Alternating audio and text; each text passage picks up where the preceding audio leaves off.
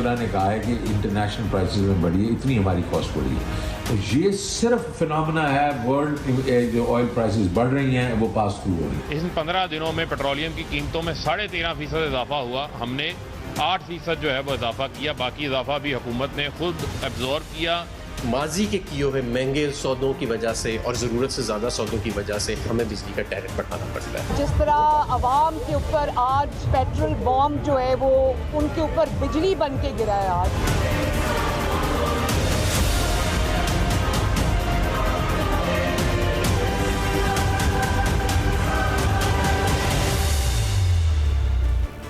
आम बाजारों के बाद यूटिलिटी स्टोर्स पर भी अशियाए खुरोनोश की बढ़ती कीमतों के बाद अवाम जो गुज़श्ता रोज बिजली के बढ़ते हुए नरखों से अभी परेशानी हुई थी कि आज पेट्रोल की फी लीटर कीमत में 10 रुपए 49 पैसे के होशरुबा इजाफे से घबरा गई है।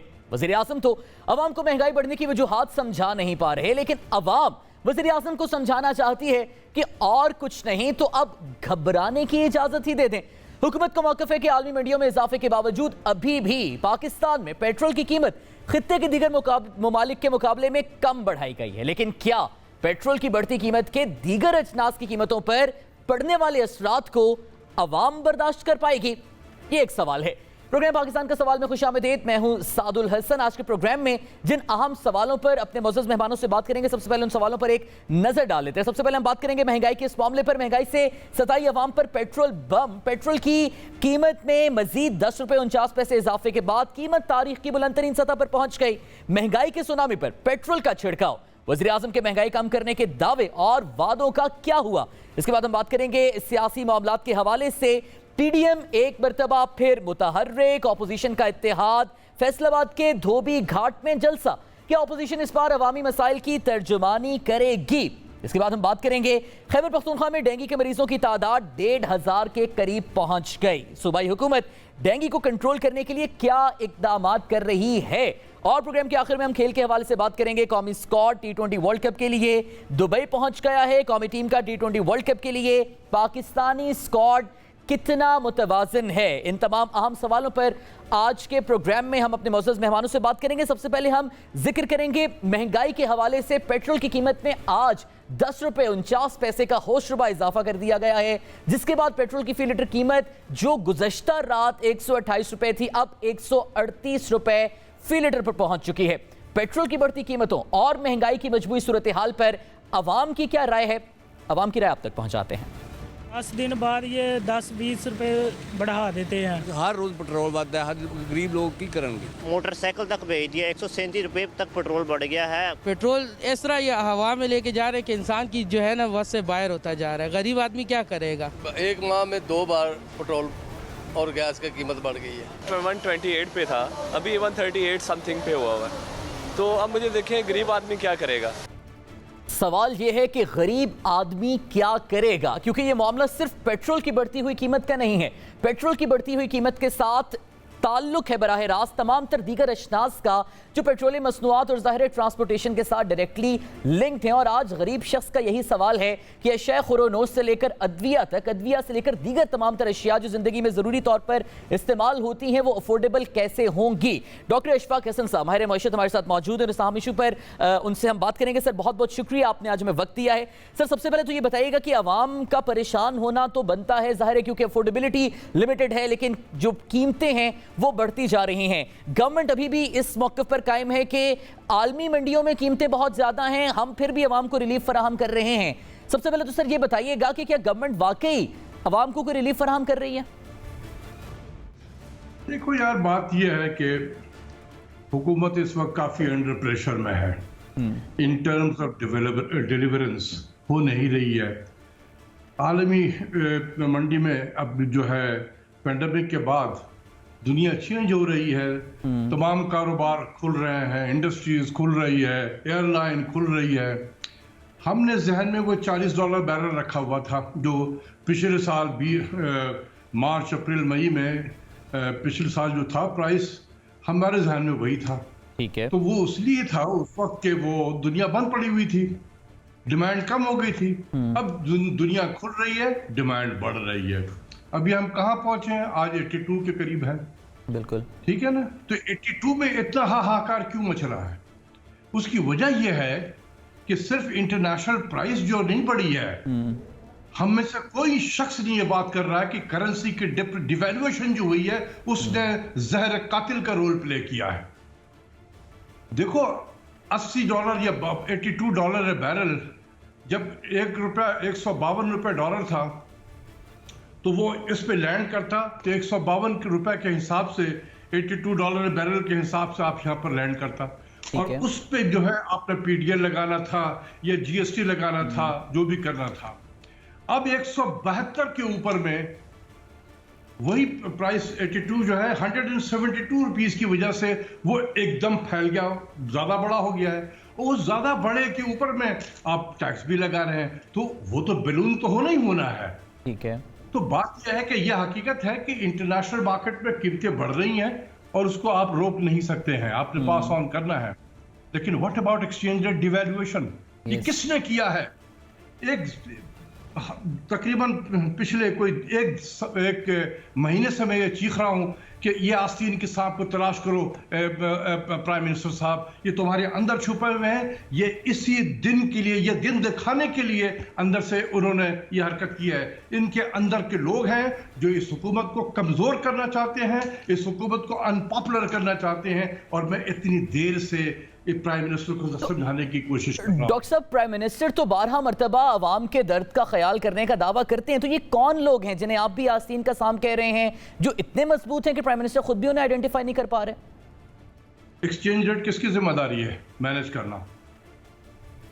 आपसे सवाल कर रहा हूं मैं। State bank. स्टेट बैंक का हेड कौन है? वाकिर साहब। बस आपने कल्प्रिट ढूंढ लिया। इसमें दो ओपिनियन क्या है? कल्प्रिट तो आपने खुद ही ढूंढ लिया। इसी दिन के लिए आज डॉक्टर साहब, फिर ये जो क्रिटिसिज्म किया जाता है गवर्नमेंट पे कि जब डॉक्टर रजा बाकिर को तैनात भी किया गया था तब भी ये क्रिटिसिज्म सामने आ रहा था कि अब तमाम तर आईएमएफ की पॉलिसीज सामने आएंगी, क्योंकि डॉक्टर साहब के जो ट्रैक रिकॉर्ड था उसको भी सामने रखकर ये कहा जा रहा था कि अब आईएमएफ, फिर ये बात ठीक है कि पाकिस्तान में जो भी इकोनॉमिक पॉलिसीज हैं, जो भी एक्सचेंज रेट है, वो आईएमएफ से डिक्टेटेड है। अरे भाई, जब भी कोई मुल्क आईएमएफ में जाता है, आईएमएफ के प्रोग्राम में जाता है जब, और आईएमएफ से पैसे लेता है, तो वो अपनी पॉलिसी भूल जाता है। उसको आईएमएफ एक सेट ऑफ पॉलिसीज देती है जो आपने इंप्लीमेंट करना होता है। उस सेट ऑफ पॉलिसीज में इंटरेस्ट रेट को बढ़ाना, सब्सिडीज को ख़त्म करना, टैक्सों को बढ़ाना, एक्सचेंज रेट को बिल्कुल मार्केट पे छोड़ देना, और बिजली और गैस की कीमतें बढ़ाना। यही 4 चीज़ें होती हैं उसमें, और हम पिछले 33 साल से यही काम कर रहे हैं। बारिंग 4 इयर्स 2004 से 2008 का पीरियड था जब हम आईएमएफ से निकले हुए थे, यानी कि आईएमएफ के प्रोग्राम से निकले हुए थे। तो ये तो आईएमएफ की पॉलिसीज है ही यही इसी किस्म की। तो जब आप जाते हैं तो आप बिल्कुल, आपको मालूम है कि हमने क्या करना है। अगर आप गए हैं तो आप फिर भुगते हैं इसको। मैं तो इसीलिए मना करता था ना प्राइम मिनिस्टर को कि सर ना जाएं, थोड़ी सी परेशानी होगी, लेकिन आप बहुत ज़्यादा अनपॉपुलर हो जाएंगे बहुत जल्दी, क्योंकि ये प्रोग्राम जो है वो इस तरीके से डिज़ाइन किया हुआ है कि कोई भी पॉलिटिकल लीडर जो है इसको इम्प्लीमेंट कर नहीं सकता है। डॉक्टर साहब, ये तो फिर बहुत खतरनाक सूरत हाल आप पोर्ट्रे कर रहे हैं। इसके मुताबिक तो हम इस लेबिरिंथ में फंस चुके हैं जिससे निकलने का कोई रास्ता नहीं है, और फिर ये सिर्फ पीटीआई नहीं, ये तो फिर हर उस गवर्नमेंट के लिए पॉलिटिकल सुसाइड होगी जो आने वाले वक्तों में भी आएगी। जो भी हुकूमत जाएगी आईएमएफ में, उसके साथ यही हशर होगा। 2008 में पीपुल्स पार्टी वाले गए थे, 2013 में इलेक्शन जीते या हार गए थे? वो हार गए थे। आप बताएं, हार गए थे। जो 2013 में हुकूमत आई वो आईएमएफ में गई थी। 18 में हार गई वो। 2018 में इलेक्शन जीत गई वो नहीं। अब आप ये हुक्मरानों को जख्मों से चूर कर देता है। वो क्या लेकर जाएंगे? आप इसी आवाम से जाके वोट मांगने के, हमें वोट दें आप। तो डॉक्टर साहब, असद उमर साहब जब इस गवर्नमेंट के आते ही इस फाइनेंस मिनिस्टर थे, और डेफिनेटली जब इमरान खान साहब ऑपोजिशन में थे तो असद उमर साहब से बड़ी उम्मीदें वाबस्ता थी, लेकिन उन्होंने कोशिश की कि आईएमएफ प्रोग्राम में हम नहीं जाएंगे, ऑल्टरनेट रास्ते इख्तियार करेंगे, बट अल्टीमेटली जाना पड़ा। लेकिन फिर हमने असद उमर साहब को भी तब्दील होते हुए देखा और फिर ये भी देखा कि शायद पहले चले जाते तो नुकसान कम होता। हमारे पास फिर मुतबादिल कोई नहीं IMF प्रोग्राम के अलावा। ये आपको किसने कहा कि असद उमर साहब मुखालिफ थे IMF में जाने के? ये कहाँ से आपको ये खबर मिली है? अपने बयानात उनके थे, वो फिर सियासी बयानात थे। थोड़ी होता है, असल तो एक्ट होता है ना। 4 वजीर थे जो इस प्राइम मिनिस्टर को, एक बेहतरीन प्राइम मिनिस्टर को खींच कर लेके चले गए। 4 लोग थे। अब मैं नाम नहीं लेना चाहता हूं उन लोगों का, और मुझे मैं अपने आंखों के सामने हो रहा था ये, मैं मना कर रहा था कि सर हर डॉक्टर साहब बता दें, क्योंकि बता दें डॉक्टर साहब, क्योंकि बतौर अवाम, बतौर वोटर्स हमारा भी ये हक है कि हम जाने वो कौन लोग हैं जो खान साहब को, हमारे प्राइम मिनिस्टर को गलत मशवरे दे रहे हैं, जिनकी वजह से नुकसान हम बर्दाश्त कर रहे हैं, क्योंकि जेब पर बोझ तो हमारे पड़ है डॉक्टर साहब। लेकिन प्राइम मिनिस्टर तो नहीं समझते थे कि मुझे गलत मशवरा दे रहे हैं, वो तो नहीं समझते थे। वो तो समझते थे कि वो कौन लोग हैं, हम उम्मीद कर सकते हैं कि शायद समझे। तो मुझे मना कर रहा है, ये शायद ये गलत मुझे मशवरा दे रहा है, तो देख रहे कौन सही हुआ। वक्त ने किसको साबित कर दिया कि सही था। डॉक्टर साहब आपके जो हमारे पास पुरानी स्टेटमेंट्स भी हैं, डेफिनेटली डॉक्टर साहब आपके जो मशवरे, हम पहले भी अपने प्रोग्राम्स में जब आपको ऑन बोर्ड लेते हैं, आपके मशवरे ऑब्वियसली पहले अगर सुन लिए जाते गवर्नमेंट की जानिब से तो डेफिनेटली डैमेज कम होता। लेकिन क्या आपकी खुद प्राइम मिनिस्टर साहब से कभी इन तमाम तर मामलात पे बात हुई? क्या आपकी बात समझी उन्होंने कभी? मेरा ख्याल है कि हम फरवरी 2019 के बाद से मेरे कभी प्राइम मिनिस्टर से ना बात हुई है ना मुलाकात हुई है। ये जब से अभिनंदन का वाकया हुआ था तो कहते हैं ना कि और लाइन कट गई जी, तो उसके बाद से लाइन कट गई और ना मेरी कभी बात हुई है और ना मुलाकात हुई है। तो डॉक्टर साहब फिर कल क्या होगा, मुस्तकबिल क्या होगा? क्योंकि अब वो लोग सारे प्राइम मिनिस्टर के इर्द गिर्द हैं और बकौल आपके प्राइम मिनिस्टर नहीं देख पा रहे कि उनकी इंटेंशंस क्या हैं या वो उन्हें गलत मशवरे दे रहे हैं जो प्राइम मिनिस्टर नहीं समझ पा रहे। तो क्या होगा कल फिर? क्योंकि ऑलरेडी अवाम तंग है, फिर सड़कों पे निकलेंगे। देखिए बात यह है कि सड़कों पे निकले या ना निकले वो और बात है, लेकिन जो आप देख रहे हैं कि जब भी करेंसी को आप, ये जो आप पेट्रोल की कीमत बढ़ी है ना, इसमें 3 चीजें हुई हैं। एक तो इंटरनेशनल मार्केट में कीमतें बढ़ी हैं, लेकिन मैं आपको बता दूं हम $80-82 में हाहाकार मच गया है। अभी 2011, 2012, 2013 $100 से ज्यादा बैरल हाई था, $110-111 बैरल था। तो उस वक्त पाकिस्तान में पेट्रोल की कीमत 108, 109, 110 रुपया होती थी। आज 80 रुपया है और 137 हो गया है। तो किसने चेंज किया? आपके डिवैल्यूएशन ने चेंज किया। जिस शख्स ने पागलों की तरह करेंसी को डिवैल्यू किया है उसको आप पूछें बुला कर कि ये तुमने क्या जुल्म किया है इस मुल्क के साथ। हम जब कोई पॉलिसी लेते हैं तो उसके कोई फायदे होते हैं ना। मुझे कोई बता दे कि करेंसी को डिवैल्यू करके क्या हमने एक्सपोर्ट को अपना आसमान पे पहुंचाया? यार आज एक्सपोर्ट वहीं खड़ा है जहां 2012-2013 में था। तो क्या फर्क पड़ गया इस करेंसी को डिवैल्यू करके? क्या हमारे एक्सपोर्ट बढ़ गए? क्या मुल्क में दूध और शहद की नदी बह गई है करेंसी को डिवैल्यू करके? मैं बार बार समझाने की कोशिश करता हूं कि इस मुल्क में करेंसी को डिवैल्यू करके आप एक्सपोर्ट को नहीं बढ़ा सकते हैं। उसकी वजह यह है कि हमारी जो इंडस्ट्रीज है उसका 60% से ज्यादा जो इनपुट्स है वो इंपोर्टेड होता है। बिल्कुल ठीक है। तो डॉक्टर साहब जो प्राइम मिनिस्टर की कैबिनेट में जो की पोजीशन पर भी वज़रा हैं, डेफिनेटली उनके बयानात आप भी सुनते होंगे, वो प्रेस टॉक्स में आकर ऐसे पोर्ट्रे करते हैं जैसे शायद गवर्नमेंट ने ये कीमत बढ़ाई है, लेकिन ये कीमत बढ़ाना भी अवाम पर एहसान है क्योंकि आलमी मंडियों में कीमत ज़्यादा बढ़ती है, गवर्नमेंट कम बढ़ाती है कीमत। फिर वो ये कहते हैं कि साबिका हुकूमतों ने कर्जे इतने ज़्यादा ले लिए जिन्हें वापस करते में हमें अपनी जो मौशी रीढ़ की हड्डी उसे कमज़ोर करना पड़ रहा है। अगर वो कर्जे ना लिए होते तो वो पैसा अवाम को हम सब्सिडी पर देते और रावी चैन ही चैन लिखता। क्या ये सारी बातें फिर प्राइम मिनिस्टर साहब भी सुनकर इन्हीं बातों से मुतमईन हो जाते हैं जो वो इन तमाम लोगों की बातों में फिर आ रहे हैं? क्योंकि डेफिनेटली प्राइम मिनिस्टर साहब खुद तो दावा करते हैं कि अवाम के लिए रिलीफ देना है, आखिरी 2 साल में रिलीफ होगा, अब हम सीख गए हैं, अब हमारी मौशी पॉलिसीज अच्छी होंगी। देखो अपने आप को भी उस जगह प्लेस करो, आप भी यही बातें करोगे जो उनके वज़रा कर रहे हैं। मैं तो पहले आपको शुरू में कहा कि the government is under tremendous pressure, तो अब क्या कहे कि हाँ हम नहीं चला सक रहे हैं, हमसे तबाही हो गई है या बर्बादी हो गई है, ऐसा तो नहीं कहेंगे ना। उन्होंने डिफेंड करना होता है, इसी की उनको तनख्वाह मिलती है डिफेंड करने की लिए, और किस चीज़ की तनख्वाह, और क्या काम कर रहे होते हैं? क्या उनके पास कोई हार्वर्ड और MIT की डिग्री है इकोनॉमिक्स में जो समझ रहे हैं चीज़ों को और वो बता रहे हैं वहाँ पर? तो एक नैरेटिव देना होता है, आवाम को थोड़ा हौसला देने की कोशिश की जाती है, और इडियोटिक किस्म के आप कंपैरिजन करना शुरू कर देते हैं, ताकि देखिए ना, इसीलिए मैं हमेशा कहता हूँ पाकिस्तान में it is the beauty of keeping your nation illiterate. It is the beauty of keeping your nation illiterate. जब भी तो आप इस किस्म की बातें बोल के आप निकल जाते हैं, क्योंकि अवाम बेचारी को हमने कभी तालीम नहीं दिया है, इनके अंदर शऊर नहीं पैदा किया है जो ये समझ सकें कि क्या हो रहा है या हमारे वज़रा क्या बोल रहे हैं। क्योंकि शऊर आ गया तो फिर इनके लिए नुकसान होगा ऑब्वियसली डॉक्टर साहब। जिस दिन हमारे लोगों को अंदर तालीम दी और ये शऊर आ गया तो फिर इस मुल्क को गवर्न करना बहुत मुश्किल काम हो जाएगा। डॉक्टर साहब, बतौर इकोनॉमिस्ट फिर अवाम को जीने का कोई तरीका बता दें इन जो मौजूदा हालात हैं महंगाई की सूरत हाल में।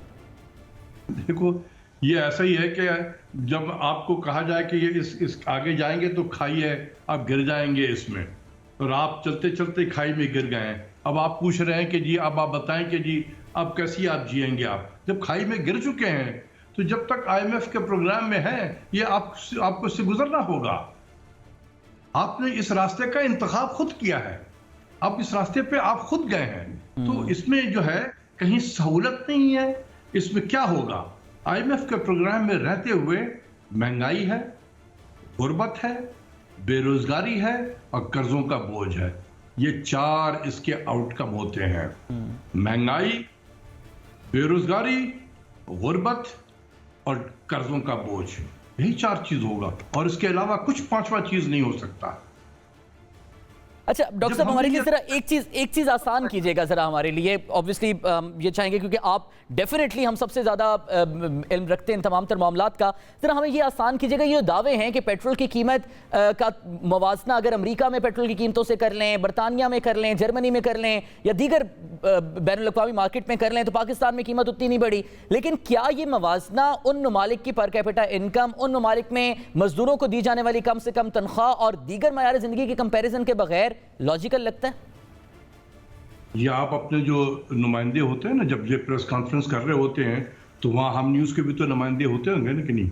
बिल्कुल। तो उन हम न्यूज़ के नुमाइंदे से कहें कि यही सवाल क्या करे कि सर आप अमेरिका से, बरतानिया से या सिंगापुर से या जापान से कंपेयर कर रहे हैं तो वहाँ का फीकस आमदनी तो देखें ना कि कितना है। उनके हिसाब से तो कुछ भी नहीं है ये महंगाई। हमारे यहाँ तो पिछले 3 सालों से फीकस आमदनी गिर गई है। बहैसियत कौम हम गरीब हो गए हैं। उस पे हम अगर इस किस्म की चीजें आप करेंगे तो फिर आवाम तो चीखेगी ना। खासकर देखें इस वक्त जो है गरीब तबका ही पिसा हुआ नहीं है, इस वक्त जो है मिडिल लोअर मिडिल क्लास भी अंडर प्रेशर में आ गया है। और ये जो मिडिल क्लास होता है ना, ये एक ब्रिज होता है, एक कुशन होता है गरीब और अमीर के दरमियान में। जिस दिन ये कुशन हट गया और ये गरीब जो मिडिल क्लास है ये गरीबों के सतह में आ गया, फिर इस मुल्क में तहरीर स्क्वायर होगा, तहरीर स्क्वायर। तो डॉक्टर साहब उस मौके से पहले क्या आप मुस्तकबिल में उम्मीद की कोई किरण देखते हैं? क्या कौम अपने पैरों पर खड़ी हो सकती है दोबारा? न्यूक्लियर स्टेट है, ऑब्वियसली कमी किसी चीज की नहीं है, कुदरती वसाइल को ले लें, मैन पावर को ले लें, क्या आने वाले दिनों में अपने पैरों पे हम खड़े हो सकते हैं? मैं तो यही मशवरा देता हूं। आज प्राइम मिनिस्टर ये सिर्फ ये एक्नॉलेज कर दें कि हमसे बहुत बड़ी गलती हुई है कि मैं चला गया था IMF में, and there will be no 23rd IMF program. कोई और दूसरा IMF प्रोग्राम में हम नहीं जाएंगे। आधा गुस्सा कौम पे ठंडा हो जाएगा। मैं आपको बता रहा हूँ, मशवरा दे रहा हूँ प्राइम मिनिस्टर को, अगर यहाँ से सुन ले वो कौम को बता दें कि हाँ मुझसे आई एक्नॉलेज कि हमसे गलती हुई है। मुझे लोगों ने मना किया था कि ना जाए, लेकिन मैं फिर भी चला गया। और ये प्राइम मिनिस्टर साहब जब बन रहे थे, प्राइम मिनिस्टर बनने से पहले तो उन्होंने कई मरतबा कहा कि मैं खुदकशी कर लूंगा, लेकिन IMF में नहीं। चलो चले गए बाप, अब नाउ यू एक्सेप्ट कि जी हाँ मुझसे गलती हो गई है, but I promise to the nation that there will be no 23rd IMF program. हम खुद जिएंगे, अपने पैर पे खड़े होकर जिएंगे। आज ये आधे से ज्यादा गुस्सा कौम का वही खत्म हो जाएगा। तो लोग इंतजार करेंगे। बिलफर्स, ये आपकी तजवीज तस्लीम कर लेते हैं प्राइम मिनिस्टर, और बिलफर्स बता देते हैं कौम को कि हम आइंदा IMF प्रोग्राम में नहीं जाएंगे। अगले 2 सालों में फिर गवर्नमेंट क्या करेगी? देखिए, अभी जो कुछ भी IMF के साथ तो है, जितना भी अरसा है अभी सितंबर 2022 तक, वो तो गुजारा करना है। या अगर आपके पास इतनी सलाहियत है तो आप कहेंगे जी खुदा हाफिज। हम माजी में भी IMF को खुदा हाफिज कह चुके थे, बीच में प्रोग्राम सस्पेंड कर दिया था हमने।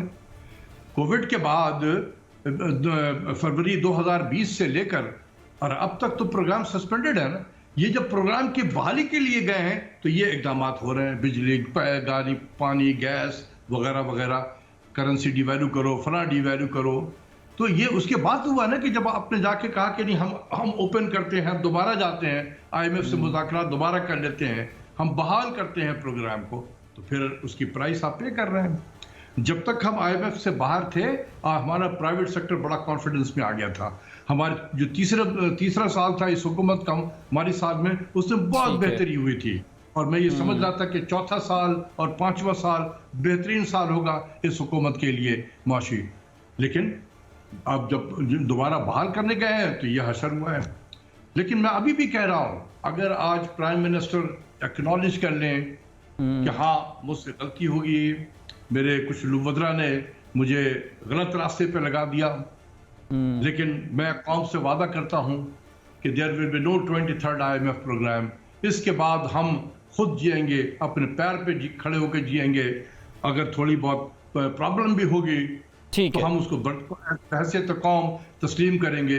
यकीन करें कि आधे से ज्यादा जो गुस्सा है पब्लिक का वो ठंडा होगा, और मैं बता दे खुद आप जैसे टेलीविजन पे आकर इस हुकूमत को खुल के मैं सपोर्ट करूंगा। डॉक्टर साहब बहुत बहुत शुक्रिया हमारे साथ मौजूद थे, और यकीनन हम सब उम्मीद और दुआ भी ये करते हैं कि आने वाले दिन कम से कम आवाम के लिए ये जो महंगाई का तूफान है इसको हटाकर उनके लिए रिलीफ के दिन साबित हो। बहुत बहुत शुक्रिया डॉक्टर इशफाक हसन हमारे साथ मौजूद थे। नाज़रीन, कुछ बात करेंगे सियासी मामलात के हवाले से। पाकिस्तान डेमोक्रेटिक मूवमेंट की जानिब से आज एक तवील वक्फे के बाद फैसलाबाद के मशहूर धोबी घाट में हुकूमत को ललकारने के लिए पंडाल सजा लिया गया है। हुकूमत की गलत पॉलिसियों से अवाम की तकलीफों का अजाला करने के लिए सड़कों पर निकलने का दावा करने वाली PDM पहले आपसी फिर जमाती इख्तिलाफात का ऐसा शिकार हुई कि पेंडोरा लीक्स और अब महंगाई के नाकाबिले बर्दाश्त तूफान के बावजूद मुखालिफत की मौसर आवाज का ना होना वज़ीर आज़म इमरान खान के लिए खुशकिस्मती का बायस करार दिया जाने लगा है। क्या मुल्क की मौजूदा माशी सूरत हाल में महंगाई से सताई अवाम PDM से उम्मीद कर सकती है कि वो उसकी आवाज बनेगी? ये एक सवाल है।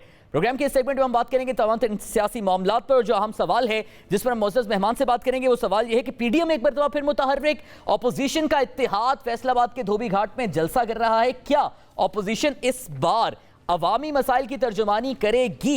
इस पर बात करने के लिए हमारे साथ मौजूद हैं सीनियर सहाफ़ी तज़कियाकार नज़ीर लगारी साहब। बहुत बहुत शुक्रिया सर हमें वक्त देने के लिए। सर, गुज़श्ता 1.5 हफ्ते के अंदर जो डेवलपमेंट सामने आई हैं, पेंडोरा लीक्स, अहम तकर्रियों पर जो मामलात सामने आए, फिर अब महंगाई की सूरत हाल, इसके बाद PDM का ये जो जलसा आज फैसलाबाद में हो रहा है, क्या आप समझते हैं ये अहम जलसा होगा लगारी साहब? देखिए, PDM एक चला हुआ कारतूस है जिसके अंदर बारूद नहीं है, नंबर 1। नंबर 2 ये कि इस कारतूस को जिन लोगों ने डिफ्यूज किया है वो लोग ही जलसा कर रहे हैं। इन्होंने PDM को कमजोर किया, इन्होंने PDM को अल्टीमेटली खात्मे के करीब ले गए, और अब PDM जो है वो एक ऐसा फोरम है कि जिसमें एक जमात मौजूद है जो आपस में मुतसिम है, और एक उनके साथ हजरत मौलाना साहब हैं, और उनका भी ऐसा कोई बड़ा स्टेक नहीं रहा है, क्योंकि इन्होंने तो कह दिया है ना, जो PMLN की नायब सदर हैं मोहतरमा मरियम नवाज, उन्होंने तो खुद ये गारंटी कर लिया कि इस हुकूमत को कुछ नहीं कहा जाएगा, ये चली जाएगी। इस एजेंडे के साथ आए थे कि हमने हुकूमत को ख़त्म करना है, और हम इस हुकूमत को, ये सिलेक्टेड हुकूमत, फलां हुकूमत, इसको हम चलने नहीं देंगे और हम ये कर देंगे। और बजाय इसके कि हुकूमत को न चलने देते, उनने अपने साथियों के खिलाफ महाज खोल दिया और अपने साथियों को शोकाज नोटिस भेजने शुरू कर दिए। तो जिसका नतीजा निकला कि PDM अब वो नहीं है जो PDM वजूद में आई थी। अब एक सहूलत के तहत लोग अपने अपने तौर पर साथ चल रहे हैं, लेकिन पीडीएम का वो जो हमने देखा था 2020 में और 21 में के आगाज में, वो अब पीडीएम नहीं है। हम इसको नहीं समझते हैं कि हुकूमत के लिए कोई खतरा है। अच्छा लगारी साहब, फिर ये खुद खतरा है। बिल्कुल दुरुस्त आप फरमा रहे हैं। मरियम नवाज साहिबा ने आज बयान दिया है जलसे में जाने से पहले कि ये फैसला कौन होगा जलसा, तो फिर ये फैसला क्या पीडीएम के इख्तिताम का फैसला होगा या फिर ये फैसला होगा कि होम्योपैथिक स्पीड पे बस ये पीडीएम चलती रहेगी और फिर 2023 के इंतखाबात हो जाएंगे? नहीं, मेरे ख्याल में फैसला, इस तरह के जुमले बोले जाते हैं ताकि लोगों को कहें कि अच्छा देखें जी, इंतजार करें।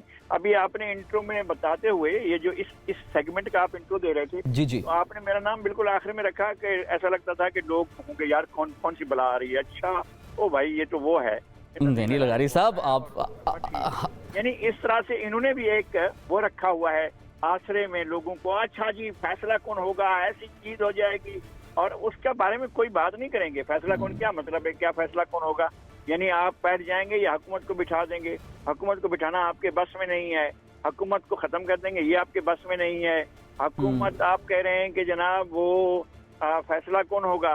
फैसला कौन ये है कि हम इसी तनख्वाह पर काम करेंगे, हम बिल्कुल सही मुखालफत करते रहेंगे और मजीद 2 साल भी इसी तरह करते रहेंगे। इस तरह का फैसला कौन तो हो सकता है और किसी का ऑप्शन नहीं है। मैं ये अर्ज करता हूँ कि ये हुकूमत खुद अपने लिए खतरा है और बैरूनी खतरा जो है वो इतना ज्यादा इनके पास शायद हो या ना हो, लेकिन इस हुकूमत ने अपने लिए और लोगों के लिए, आम आदमी के लिए इतने बड़े मसाइल के पहाड़ खड़े कर दिए हैं। और इसमें इसकी खुशकिस्मती ये है कि अपोजिशन एक पेज पर नहीं है और अपोजिशन में शामिल पार्टियां एक दूसरे के खिलाफ महाजराई के लिए बहुत तैयार हैं। ठीक है, बहुत बहुत शुक्रिया नज़ीर लगारी साहब, और आपके तज्ज़िये और आपकी आवाज़ हमारे लिए हमेशा से मोतबर भी रहती है और हम डेफिनेटली रहनुमाई भी लेते हैं। बहुत शुक्रिया, आपने हमें वक्त दिया। नाज़रीन, दीगर भी मामला हैं जिन पर बात करेंगे इस ब्रेक के बाद।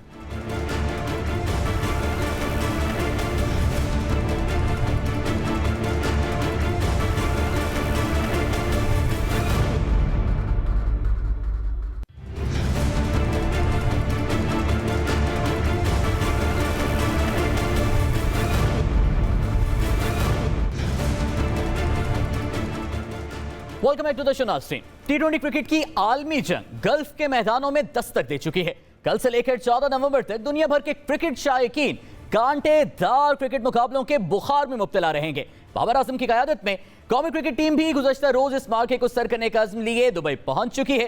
हौसले बुलंद हैं, उम्मीदें कायम हैं कि बाबर और रिजवान स्कोर बोर्ड पर रन जड़ेंगे तो मलिक और हफीज छक्कों से मुखालिफ बॉलर्स के दिलों पर धाक बिठा देंगे।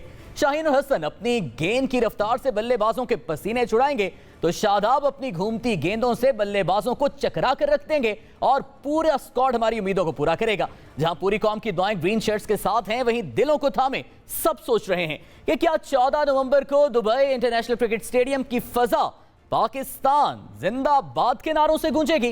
ये एक सवाल है। ब्रेक के बाद प्रोग्राम के सेगमेंट में हम क्रिकेट के इस अहम मामले पर बात करेंगे। जो सवाल हमारे सामने है उस पर एक नजर डाल लेते हैं। हमारा सवाल यह है कि कौमी स्क्वाड टी20 वर्ल्ड कप के लिए दुबई पहुंच चुका है। कौमी टीम का टी20 वर्ल्ड कप के लिए पाकिस्तानी स्क्वाड कितना मुतवाज़िन है? हमारे साथ इस अहम इशू पर बात करने के लिए जो मौजूद मेहमान मौजूद हैं, सेनेटर फैसल जावेद साहब हमारे साथ स्टूडियो में मौजूद हैं, जबकि senior sports journalist Mirza Iqbal Baig साहब भी हमारे साथ मौजूद हैं। आप दोनों अहबाब का बहुत बहुत शुक्रिया। इकबाल बेग साहब, सर कितनी उम्मीदें बुलंद हैं आपकी? सबसे पहले जरा हमें ये बताइए। बहुत बहुत शुक्रिया साद और फैसल को भी अस्सलाम वालेकुम। लेकिन अगर आप ग्राउंड रियलिटीज़ की बुनियाद पर देखें, पाकिस्तानी टीम की जो कारकर्दगी रही है गुज़िश्ता चंद बरस में टी20 क्रिकेट में, इतनी ज़्यादा मुतासिर कुन कारकर्दगी नहीं रही है। लेकिन जो चेंजेस हुई हैं आखिरी मरहले पर, जो पाकिस्तान में टीम में 4 तब्दीलियाँ हुई हैं, उनसे टीम जो है वो खासी मुतवाज़िन नज़र आती है। और पाकिस्तान तो टी20 में डोमिनेट करता रहा है 2012 तक, जब 2012 के टी20 वर्ल्ड कप के सेमीफाइनल में पहुंचा, 2010 के टी20 की वर्ल्ड कप के सेमीफाइनल में पहुंचा, 2009 में जीतने में कामयाब हुआ, 2007 में मिसबाह-उल हक का एक जो शॉट ना होता, 5 रन से हम भारत से फाइनल हार गए। तो टीम तो पाकिस्तान की बड़ी बेहतर है। लेकिन अब देखना ये कि उन कंडीशंस में कि जहां ये टी20 वर्ल्ड कप हो रहा है, भारतीय टीम अभी उसके तमाम खिलाड़ी आईपीएल में मसरूफ थे, उन्हें उन विकेटों का, वहां के मौसम से हम आहंग होने का पूरा अंदाजा है। और पाकिस्तान की टीम जो है उसके मैचेस जाया हुए। आप देखें 4 वेस्ट इंडीज में जो टी20 थे वो नहीं हुए, सिर्फ 1 हुआ। 5 न्यूजीलैंड के T20 जो थे वो खत्म हो गए, न्यूजीलैंड की टीम चली गई, 2 इंग्लैंड के T20 थे वो भी नहीं रहे। तो 11 T20 इंटरनेशनल मैचेस अगर पाकिस्तान को मिल जाते तो तैयारी का भरपूर मौका मिलता। लेकिन अब जो हो सका हो चुका, लेकिन अब पाकिस्तान को एक नए सिरे से जाना होगा। परसों पाकिस्तान का एक प्रैक्टिस मैच है वेस्ट इंडीज के खिलाफ, फिर 20 तारीख को पाकिस्तान का प्रैक्टिस मैच है साउथ अफ्रीका के खिलाफ, और 24 तारीख को अहम मैच है जिसके बारे में भारत मौका कह रहा है और पाकिस्तान कह रहा है टिश्यू ले लो। तो आप देखिएगा कि होता क्या है इंशाल्लाह। फैसल भाई टिश्यू ले लिए जाए फिर। बहुत ज़बरदस्त एनालिसिस किया मिर्ज़ा इकबाल। एग्जैक्टली मिर्ज़ा साहब का एनालिसिस हमेशा ही ज़बरदस्त होता है। क्रिकेट इनसे ज़्यादा बेहतर कौन जानता है, इतने अरसे से कमेंट्री कर रहे हैं और सिर्फ पाकिस्तान ही नहीं दुनिया की चप्पे चप्पे के प्लेयर से ये वाकिफ़ हैं। देखिए एक जो चीज़ है ना, आप ही के चैनल पे बैठ के मैं और मिर्ज़ा साहब ही इकट्ठे थे जब हमारी जो T20 की नंबर 1 टीम थी जो मतवातर 13 बैक टू बैक सीरीज जीत चुकी हुई थी, वो कॉम्बिनेशन को डिस्टर्ब किया गया था। तो उसी दिन यहाँ पे हमने बैठ के उस पर बात की थी कि ऐसा गलत किया गया। लेकिन अच्छी चीज़ क्या है कि वही कॉम्बिनेशन अब वापस आ गया। ये टेलर मेड है T20 के लिए। ये जो टीम सेलेक्ट की है, बेहतरीन टीम सेलेक्ट किया रमीज राजा और उनकी सिलेक्शन कमेटी ने। इससे ज्यादा अच्छी टीम हो ही नहीं सकती थी। और प्रेशर गेम्स में देखिए आपको तजर्बे की जरूरत होती है, और अगर आपका तजर्बा फिट भी हो, फॉर्म में भी हो, फिटनेस भी ठीक हो, तो फिर तो कमाल ही है। नए और पुराने लड़कों का एक हसीन इम्तजाज है। प्रेशर गेम्स के लिए एक्सपीरियंस मैटर करता है। पहला मैच ही प्रेशर गेम है, भारत के खिलाफ है। तो जो वर्ल्ड कप में वैसे सारे मैचेस ही प्रेशर गेम्स। अब तो न्यूजीलैंड और इंग्लैंड भी प्रेशर मैच बन गया ना। हाँ, बिल्कुल। और जो मिर्जा साहब ने कहा ना कि इतने मैचेस पाकिस्तान नहीं खेल सका, बात तो ठीक की है इन्होंने कि वो प्रैक्टिस उनकी हो जाती इंग्लैंड के खिलाफ, न्यूजीलैंड के खिलाफ, लेकिन ये ब्लेसिंग इन डिस्गाइज हो गया। जो जज्बा और जो पैशन टीम के अंदर ना खेलने की वजह से आ गया है, वो शायद खेल के भी ना आता। उसी जज्बे और फ्लो को इन्होंने कैरी करना है। और नेशनल T20 में हमने देखा है कि जिस जज्बे के साथ टीमें खेली हैं, लड़कों ने परफॉर्मेंस दिखाई है, और इसीलिए टीम के अंदर फिर तब्दीलियां की करके टीम को बहुत ज्यादा मजबूत कर दिया गया। तो ये सवाल तो खत्म हो जाता है कि टीम अच्छी है कि नहीं। टीम तो बेहतरीन है। सबसे ज्यादा उम्मीदें किस प्लेयर से आपको, अगर बाबर आजम जवाब है आपका, तो उनके अलावा? जी देखिए, बाबर आजम तो जाहिर है आपका मेन प्लेयर है ना। बाबर आजम के दो लिहाज से ना, कप्तान टीम चलाता भी है, तो कप्तानी भी उनकी मैटर करेगी और उनकी बैटिंग भी। बाबर आजम के बाद जाहिर है रिजवान जो हैं वो ओपनिंग में आपको बेहतरीन स्टार्ट दे सकते हैं, और फिर शुएब मलिक जिस फॉर्म में है तो आपका मिडिल ऑर्डर भी तगड़ा है। और फिर हमने हैदर अली को देखा कि वो बड़ा बेखौफ खेलता है, नडर प्लेयर है। तो ये बड़ा एक ज़बरदस्त बैटिंग के अंदर हमारे पास है। फिर हफीज़ हैं, तो एक कमाल हमारा एक बैटिंग में बाबर आजम ने ठीक बात की थी कि बैटिंग बहुत तगड़ी है हमारी। अब बॉलिंग में आपको देखना होगा कि बॉलिंग में आपको टाइमली चेंजेस करके और विकेट टेकिंग अप्रोच रखनी होगी। आपने विकेटें लेनी है। यही सवाल सर मुझे बेग साहब से भी पूछना है। बेग साहब, क्या आप भी तस्लीम करते हैं कि ठीक है हमारा बैटिंग ऑर्डर जो है वो बड़ा स्ट्रांग है, बॉलिंग अटैक को हमें मजीद बेहतर करने की जरूरत है? और क्या जो एक तनकीद की जा रही है या एक सजेशन दी जा रही है कि शाहनवाज जहानी को खिलाया जाना चाहिए और उस्मान कादिर भी बॉलिंग अटैक में शामिल होने चाहिए, आपकी क्या टेक है इस पर? देखिए साद, अब तो 15 रुकनी टीम हो गई है, तो ट्रेवल रिजर्व के तौर पर गए हुए शाहनवाज जहानी हुए, उस्मान कादिर हुए, टीम सेलेक्ट हो गई। फैसल जावेद की इस बात से मैं मुकम्मल इत्तेफाक करूंगा कि बैटिंग आपकी बड़ी तगड़ी है। खास तौर पर शुएब मलिक आए हैं। 14 अक्टूबर 1999 को उन्होंने अपना पहला वनडे खेला था, मैंने कवर किया था शारजा क्रिकेट स्टेडियम में। 22 बरस उनको हो गए इंटरनेशनल क्रिकेट में, अपने कैरियर का आखिरी टूर्नामेंट खेल रहे हैं और उनके लिए ये एक चैलेंजिंग टास्क है। इसी तरह मोहम्मद हफीज 2003 में इंटरनेशनल क्रिकेट में आए, उन्होंने भी शारजा से अपना कैरियर शुरू किया और वो भी, उनको आप देख लें कि 18 बरस हो गए, आखिरी टूर्नामेंट खेल रहे हैं। इन दोनों की मौजूदगी से पाकिस्तान की बैटिंग लाइनअप में तजुर्बा भी आया है और इस्तेकाम भी आया है। फिर आपके जो, अगर आप देखें, सिर्फ बॉलिंग का एक प्रॉब्लम है। फैसल बिल्कुल सही कह रहे हैं, हम कब तक हसन अली और शाहीन शाह आफरीदी पर इन्हिसार करेंगे? हमारा जो स्पिन बॉलिंग का शोबा है वो मुझे थोड़ा सा कमजोर नजर आता है, इसलिए कि शादाब खान जब 2017 में आए तो बिग बैंग के साथ आए, जबरदस्त उनकी परफॉर्मेंस थी, लेकिन with the passage of time उनकी परफॉर्मेंस जो है वो तनज़्ज़ुली की तरफ गामजन हुई। इसी तरीके से इमाद वसीम को हम खिलाते हैं, नहीं खिलाते, नया गेंद करते हैं, पिटाई हो जाती है, फिर मिडिल ओवर्स में नहीं आ सकते, बहुत पिटाई होती है। इसी तरीके से मोहम्मद नवाज को हम टूर्स पे ले गए, उनको खिलाया नहीं। तो हमारा जो स्पिन बॉलिंग अटैक है वो हमारे लिए लम्हे फिक्रिया है। अगर आप रिवायती हरीफ भारत को देखें तो वो रविचंद्रन अश्विन को 4 साल के बाद वापस लेकर आए शॉर्टर वर्जन में, और उनके पास जडेजा और अश्विन जैसे 2 तजुर्बाकार खिलाड़ी मौजूद हैं जो बैटिंग भी कर लेते हैं। मैं स्पिन बॉलिंग की बात कर रहा हूं, और उन्होंने 2 नए खिलाड़ी चक्रवर्ती और चाहर को शामिल किया है। तो मेरे ख्याल में मुकाबला होगा, पाकिस्तान को थोड़ा सा डिसएडवांटेज है। अब बाबर आजम किस तरीके से इस्तेमाल करते हैं हफीज को, शोएब मलिक को, क्योंकि ये फिर कप्तानी का भी इम्तिहान फिर उनके हैं।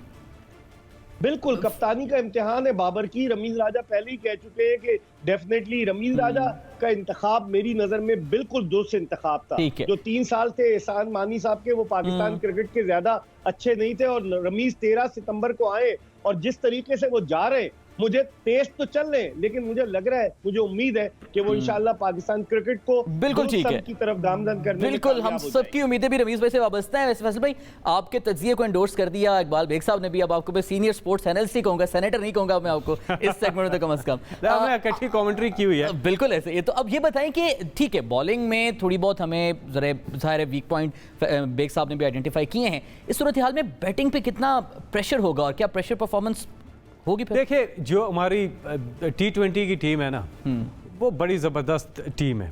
हमें असल में लॉन्ग टर्म में तो अपनी टेस्ट क्रिकेट को बेहतर करना है ना। वनडे और टेस्ट क्रिकेट में हम कम ओवर्स हो, हम फेंटा लगा देते हैं। हम हैं 20 ओवर की टीम और 20 ओवर हम खेल लेते हैं, तो इसमें इतना नहीं करेगा, अच्छा दिन लगने की बात है। एक चीज़ करना है कि आप मैदान में बेखौफ उतरे, ये अप्रोच टीम को चाहिए। बैटिंग है, बॉलिंग है, तगड़ी टीम है। देखिए 2003 के वर्ल्ड कप में बहुत ही तगड़ी टीम थी, कुछ 10 कप्तान खेल रहे थे, लेकिन टीम की कारकर्दगी अच्छी नहीं थी क्योंकि वो जज्बा और स्पार्क नहीं था, लड़ाइयाँ थी टीम के अंदर, बड़े मसले थे।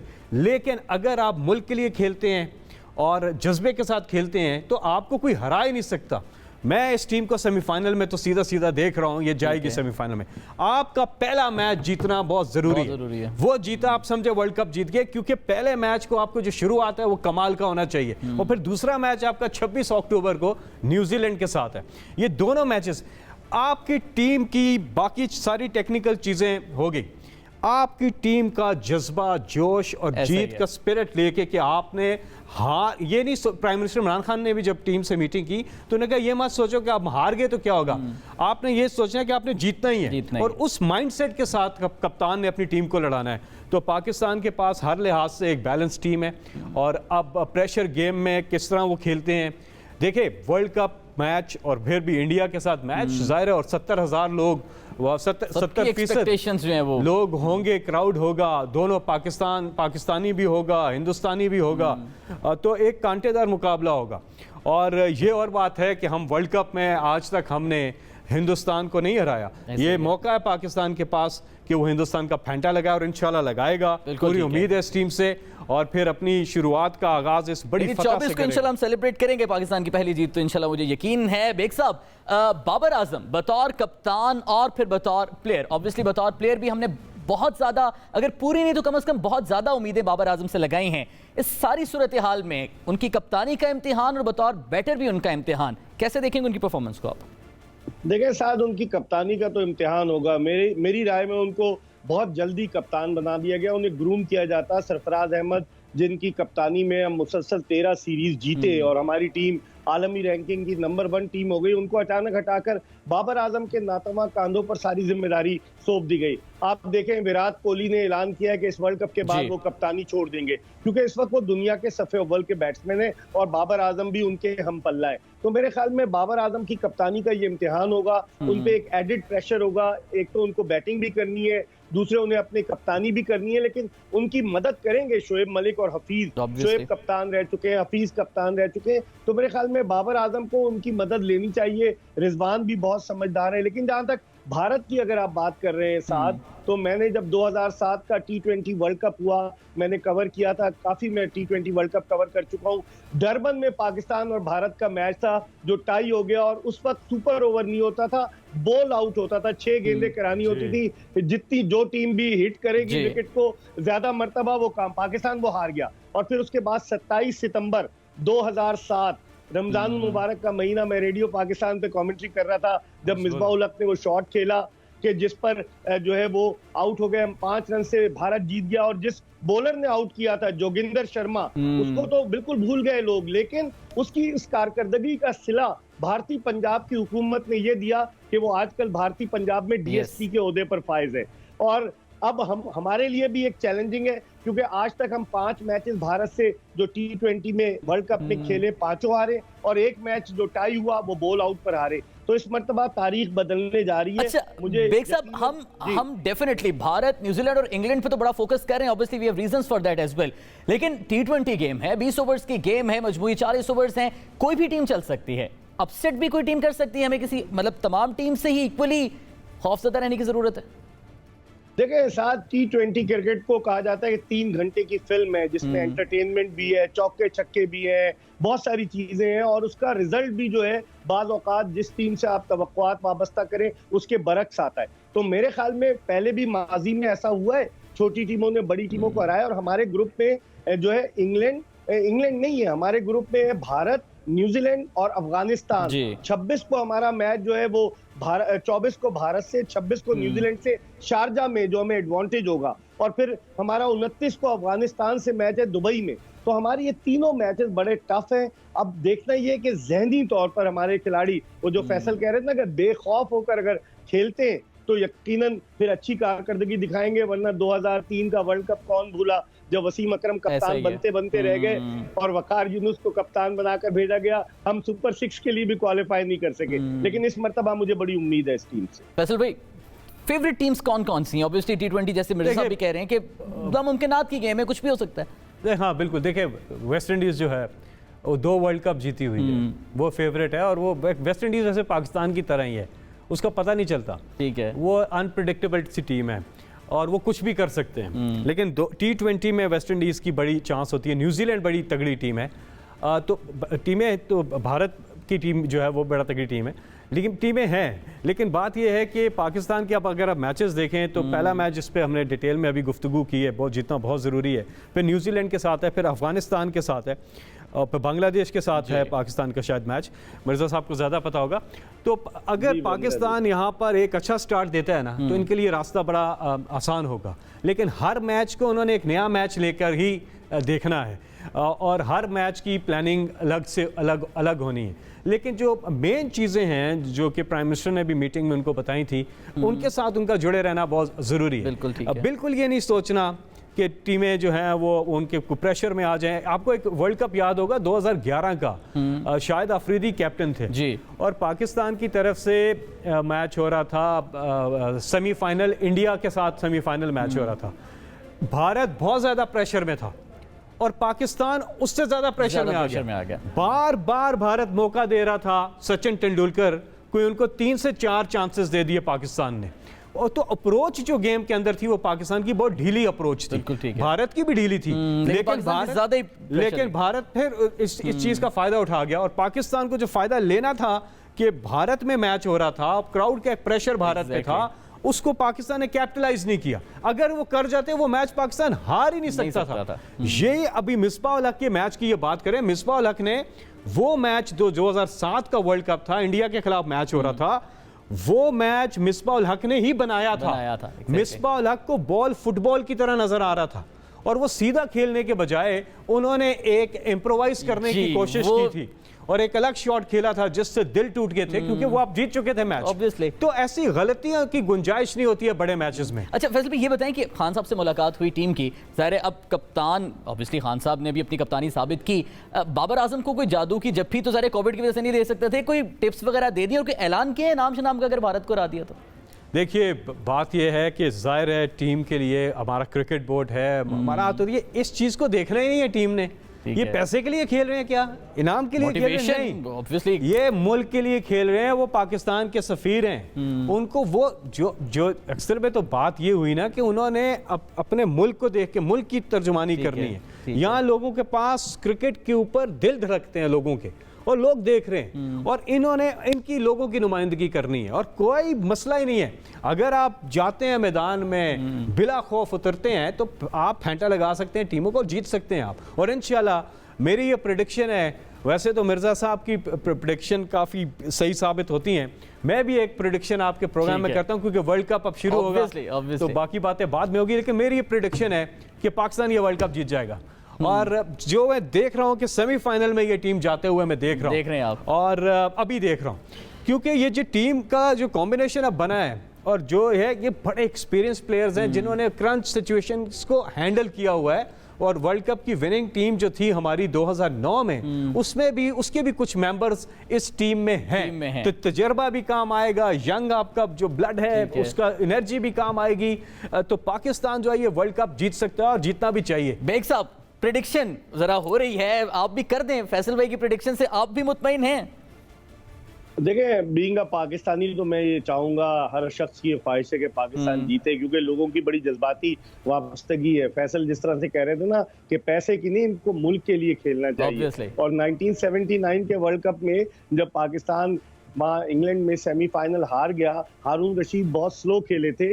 जब वो वापस आए तो जिस बार्बर शॉप में वो बाल कटाने गए, लोगों ने घेराव कर लिया उसका, बड़ी मुश्किल से निकले। तो लोग अपने सर पर भी बिठाते हैं, और अगर परफॉर्मेंस खराब हो तो लोग तनकीद का हदफ भी बनाते। मेरी राय में पाकिस्तान तो उन टीमों में 4 टीमें मैं सेलेक्ट करूंगा साथ। इस ग्रुप से अगर देखा जाए तो पाकिस्तान और भारत, और अगर उधर से देखा जाए तो वेस्ट इंडीज और इंग्लैंड, ये 4 टीमें ऐसी हैं जो मेरी राय में सेमीफाइनल के लिए क्वालिफाई करेंगी, और फिर उसके बाद असल मार्का शुरू होगा।